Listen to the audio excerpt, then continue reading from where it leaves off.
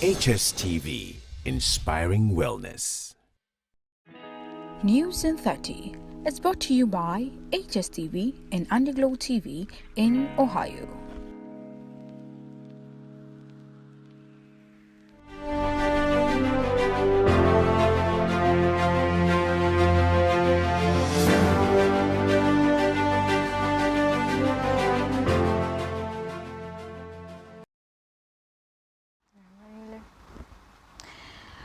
A very good afternoon to you. Welcome to Hstv News in 30 right here on Hstv. My name is Hstv Aiden. We're streaming live on our YouTube platform at Hstv Live GH. Do well to like, comment and share. Now on to the headlines making bulletin this afternoon. President Nana Addo Dankwa Akufo-Addo has directed all state-owned enterprises to submit their audited accounts for the year 2023 by May 2024. The Akposo-Kubi Traditional Council in the Oti region is appealing to the President to consider amending the legislative instrument which created the Oti region to reverse the name Akposo-Kubi to Akposo-Kubi at the Oti Regional House of Chiefs. The National Union of Ghana Students is advocating for the urgent recapping of GET Fund to facilitate development in the country's education sector. The U.S. Senate voted by a wide margin late Tuesday in favor of legislation that would ban TikTok in the United States if its owner, the Chinese tech firm ByteDance, fails to divest the popular short video app over the next 9 months to a year.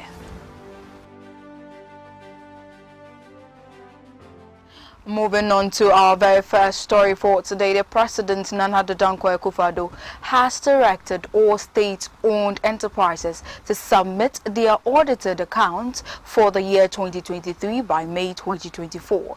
President Nana Addo Dankwa Akufo-Addo said all state agencies that fail to comply with the directive will be sanctioned. Speaking at the 2024 Annual Policy and Governance Forum of State-Owned Enterprises, the President said he will ensure that the directive is adhered to.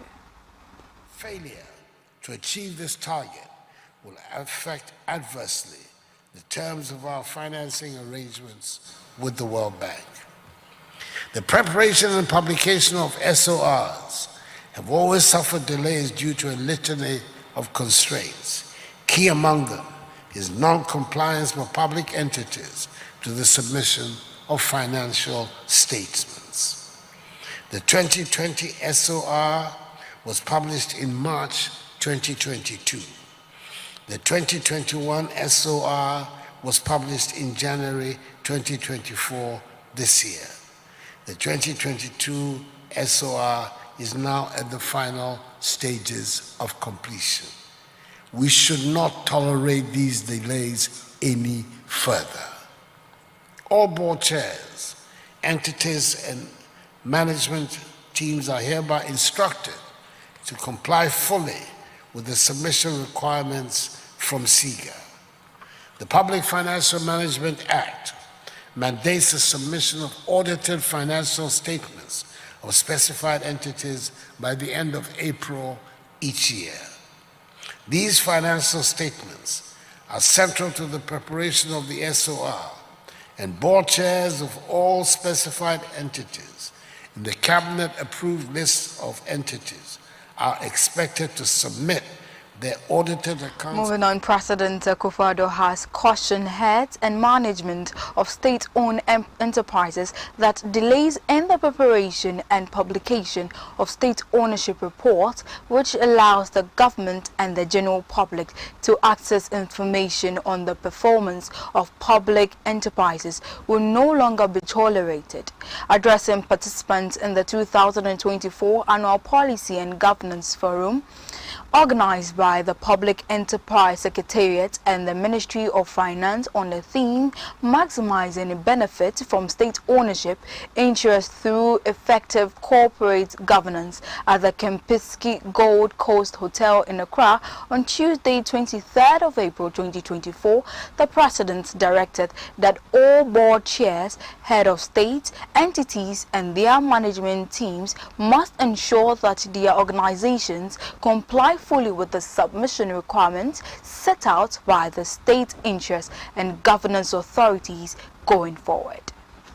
All board chairs, entities and management teams are hereby instructed to comply fully with the submission requirements from SIGA.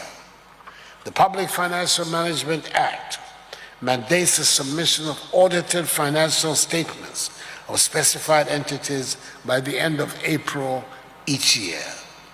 These financial statements are central to the preparation of the SOR, and board chairs of all specified entities in the cabinet-approved list of entities are expected to submit their audited accounts and financial statements to SIGA by 15th May 2024.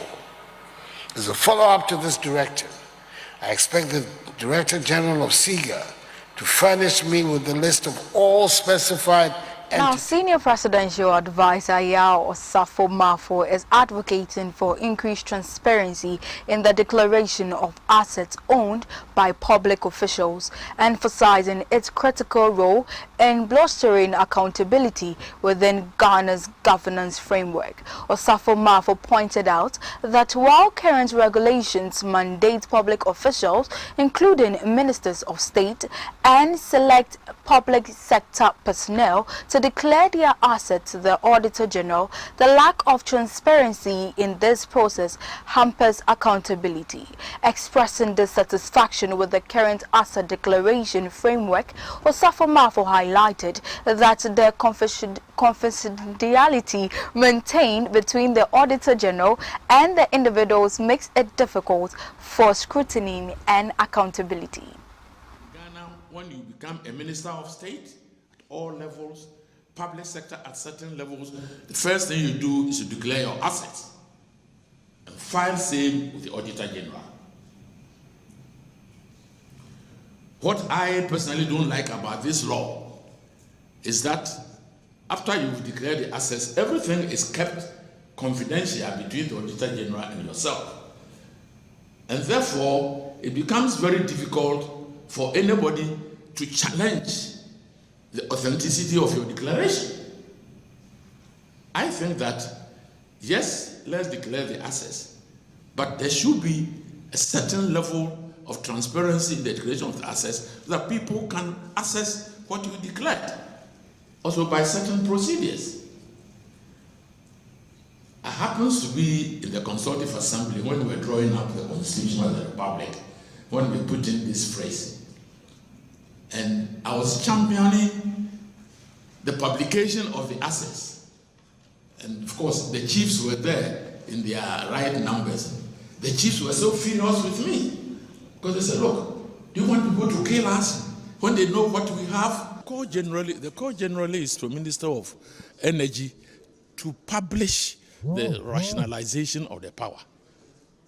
Nobody can do it except the Minister of Energy. You get my point, because the Apostle Kubi Traditional Council in the Oti region is appealing to the President to consider amending the legislative instrument which created the Oti region to reverse the name Apostle Kubi to Apostle Kubi in the Oti Regional House of Chiefs. The council argues that impressions have been created that the indigents of Apostle Kubi traditional area are accounts, with others being to be under the corrupted name Apostle Kubi, thereby denying them access to development. Addressing the media, the paramount Queen Mother of the area said such a session are a deliberate attempt to obliterate the locals from Ghana's history. Previously, Apostle Kubi and Apostle Kubi were used interchangeably. But recently we have observed that in states documents, in statutory documents, Akposokubi has been obliterated and replaced completely with Apisokubi.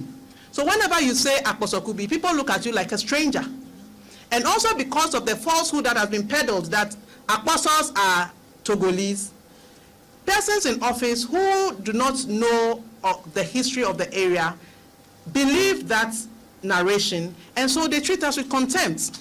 Ordinarily, it should not matter that some people are unable to pronounce our names, and so we are also called Apisos or Apisokubi.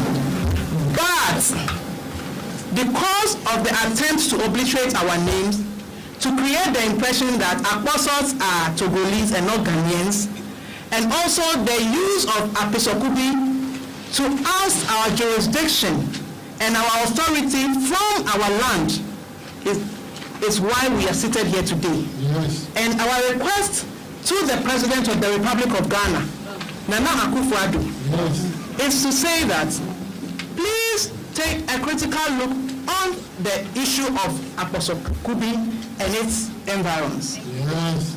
We, the Akposo people, are calling on the President of the Republic of Ghana, the Speaker of Parliament and the Parliament of Ghana to take another look at the OTLI and amend it to take out the name Apisokubi and replace it with the original form of that name, Akposokubi.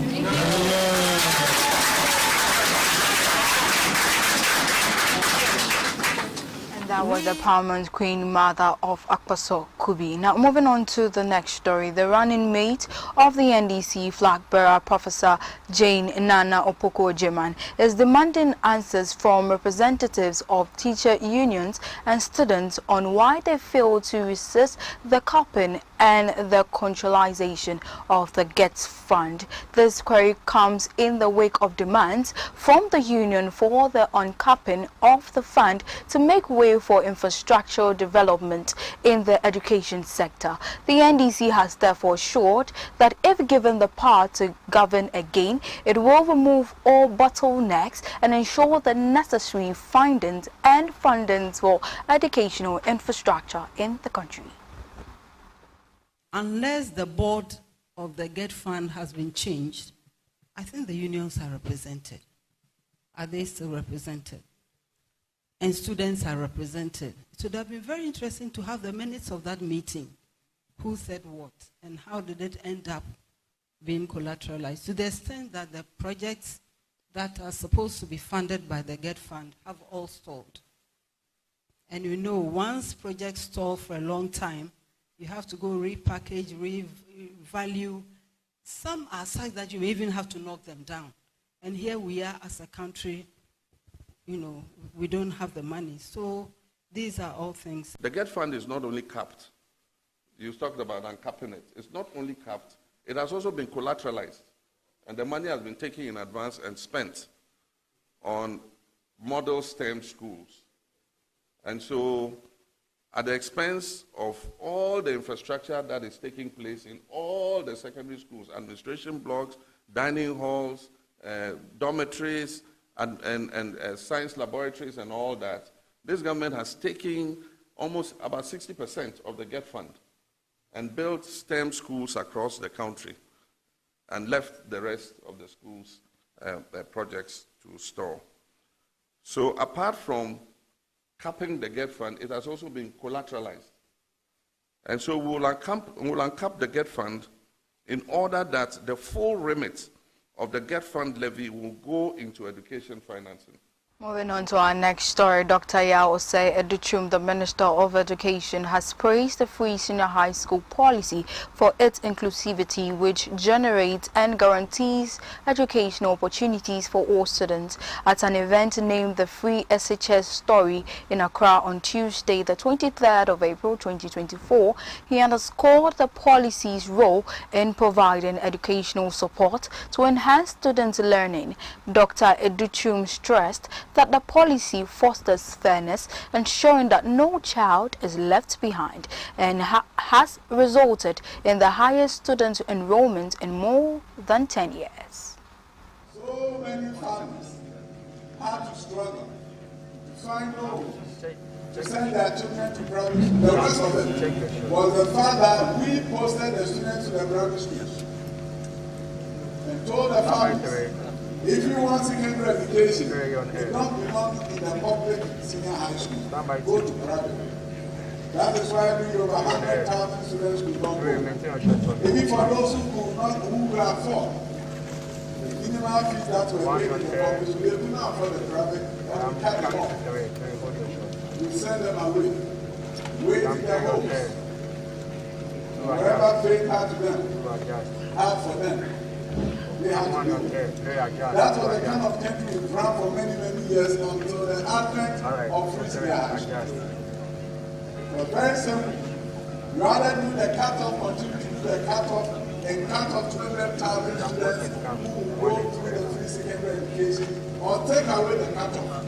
And open the floodgates of education to all and for all, and ensure that everyone has an opportunity for secondary education. That was the choice of Nana. The program has certain objectives, and the objectives of equity, the objectives of access, and the objective of quality has been maintained. Access has been accomplished, and it's research, pride, and honor to know that this year we have 505,000 students enrolled in our senior high schools and GSU. 505,000. Understand that before free senior high school. On that very educational note, let's go for a very quick detour. When we come back, sports update follows. Do stay tuned.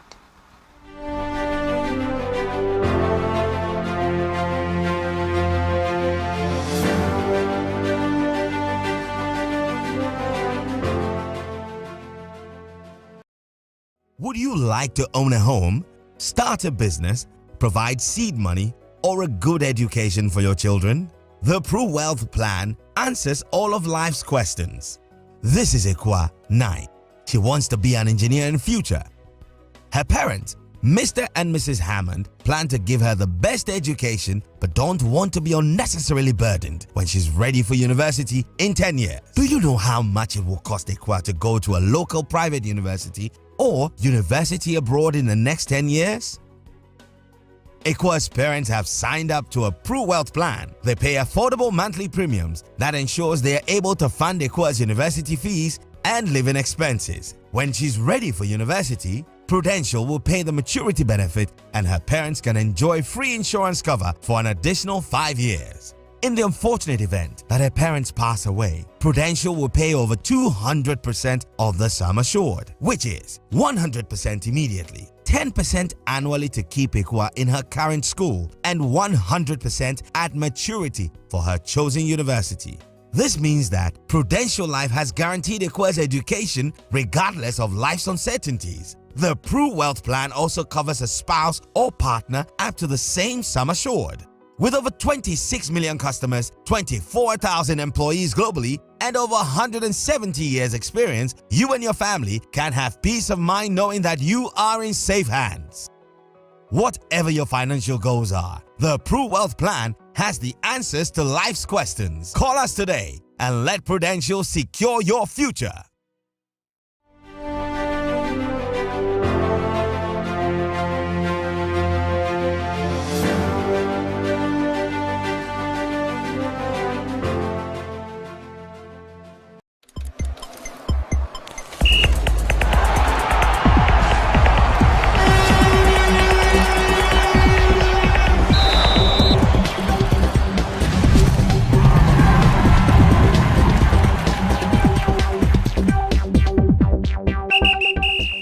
Welcome back, and it's time for sports news with me, Precious Azmara, here on News in 30. Now let's get into it for today. And Dreams FC have announced that football lovers who intend to watch their CAF Confederations Cup semi-final clash against Zamalek on Sunday, April 28th at the Babara Sports Stadium would do so free of charge. So according to the club, the center line and popular stand will be open to the public for free to enable them to turn out in their numbers and push the club to victory over the Egyptian side. The club, however, announced that persons who intend to watch the game from the VIP and the VVIP stands will have to part with about 20 Ghana cedis and 50 Ghana cedis respectively.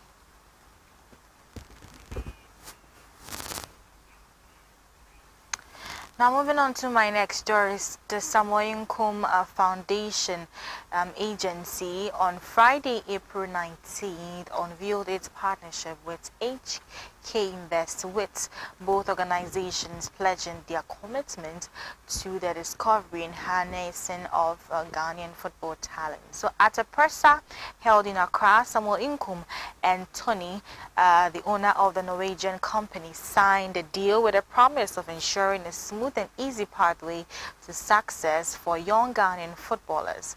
However, speaking at the ceremony, Samuel Nkrumah explained that his decision to venture into football management was inspired by some struggles he endured during his career.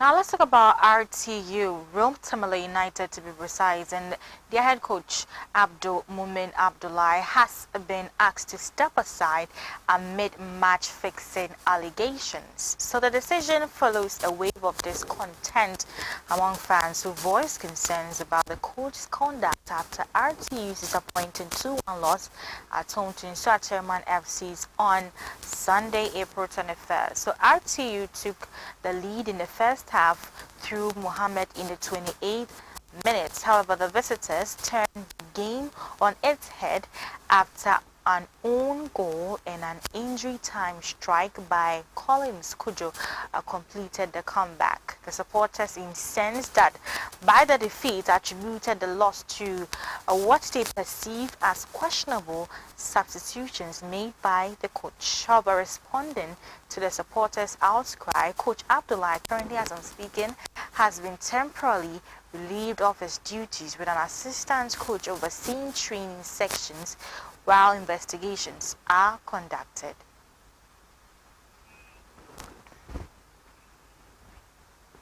Now let's move on to my next story for today. And former defender of Kumasi Asante Kotoko, Eric Donko, has revealed that during his time at the club, he was approached to affix a match. So according to him, the club involved at the time was in a relegation battle and needed points to stay up. Eric Donko said he turned the offer down. However, he believes that while betting companies support some of the local teams, there are always going to be instances where they will have some kind of impact. He is also of the view that as long as players are not paid properly, they will be tempted by match-fixing proposals.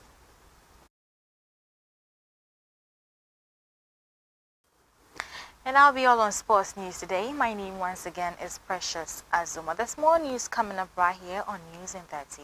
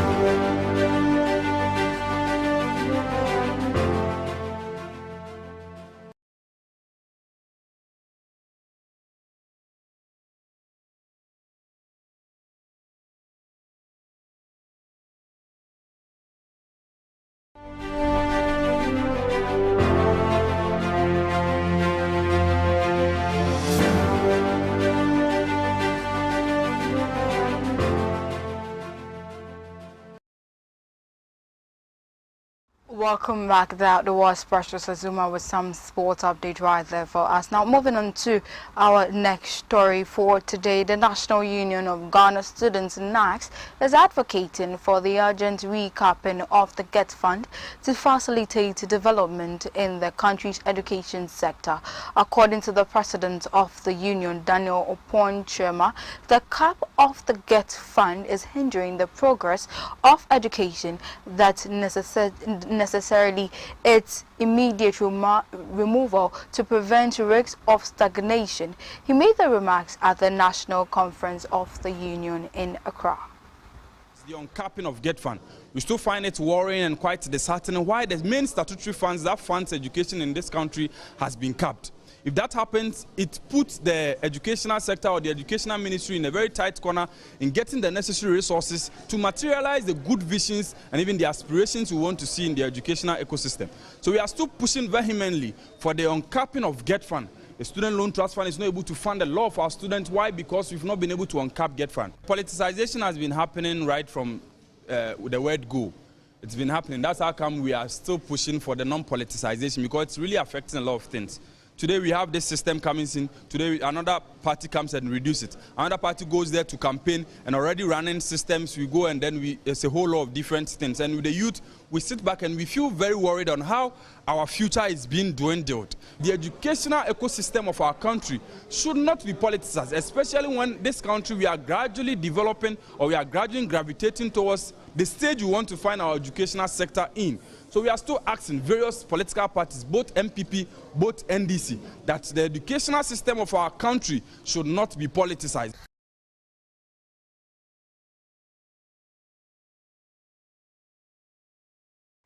Now, stakeholders in the financial sector are rallying behind calls for severe regulatory oversight, urging relevant agencies to enforce policies that instills confidence in the investment landscape. This push comes in the wake of recent challenges, notably the turbulence witnessed during the domestic debt exchange program and the financial sector cleanup exercise. Our appeal to regulators and policymakers is we must enforce regulation that promote transparency, fairness, accountability in the financial markets. We must implement policies that promote market stability, mitigate systemic risks, and prevent excessive speculation or market manipulation that could harm investors and undermine confidence in the financial system. The recent DDEP demonstrates that more needs to be done in this area. The International Monetary Fund's recent Global Financial Stability Report has sounded the alarm, highlighting the alarming increase in cyber incidents and the potential for extreme losses. It is incumbent upon us to prioritize cybersecurity and develop robust risk mitigation strategies to safeguard the integrity of our financial systems. We must ensure that the digitalization of money does not come at the cost of compromising the safety and security of our financial... Global Trends is up next.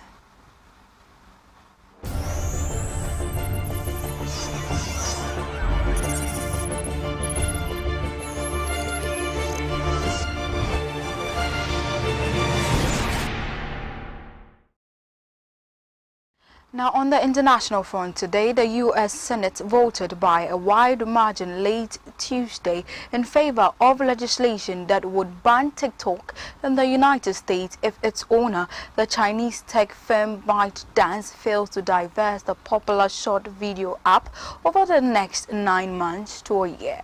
Driven by widespread worries among U.S. lawmakers that China could access Americans' data or surveil them with the app, the bill was passed by the U.S. House of Representatives on Saturday, and U.S. President Joe Biden has said he will sign it into law on Wednesday. TikTok is a major foreign threat. The bill we are passing today puts an end to that. Many Americans, particularly young Americans, are rightfully skeptical. At the end of the day, they've not seen what Congress has seen. They've not been in the classified briefings that Congress has held.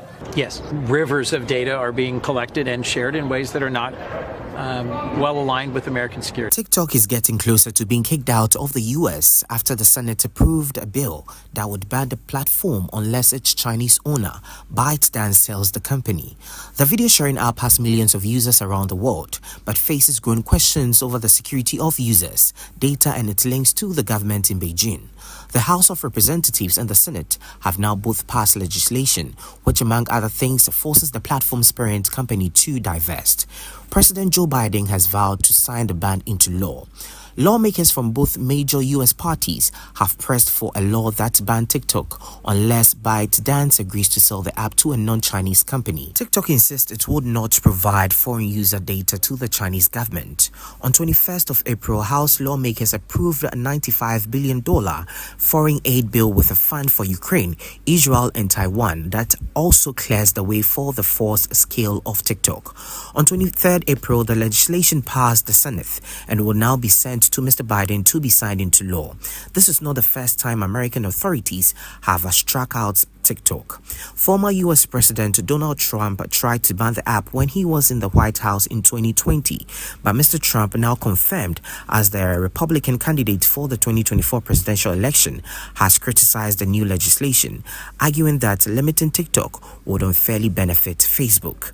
Even after Mr. Biden signed the bill, the ban won't take effect immediately. In fact, it would likely take several years before Americans are unable to access the app, as ByteDance sues likely all the way to the Supreme Court. Also, the legislation gives ByteDance 9 months to sell TikTok to an American buyer, with an additional 3 months grace period before any ban would take effect. That means that the scale deadline would mostly likely come sometime in 2025, after the winner of the 2024 presidential elections takes office.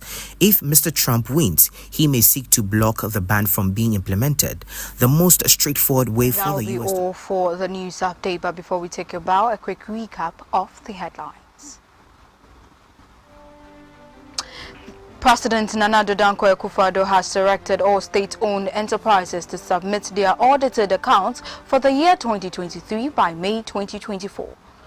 The Akposo-Kubi Traditional Council in the Oti region is appealing to the President to consider amending the legislative instrument which created the Oti region to reverse the name Akposo-Kubi to Akposo-Kubi at the Oti Regional House of Chiefs.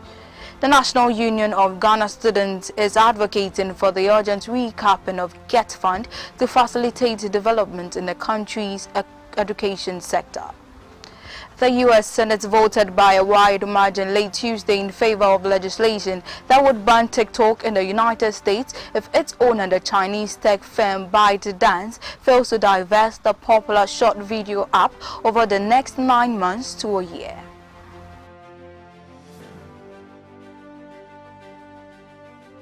Thank you for joining us right here on News in 30 with me, Hstv. Stay with us right here on Hstv. We have more for you.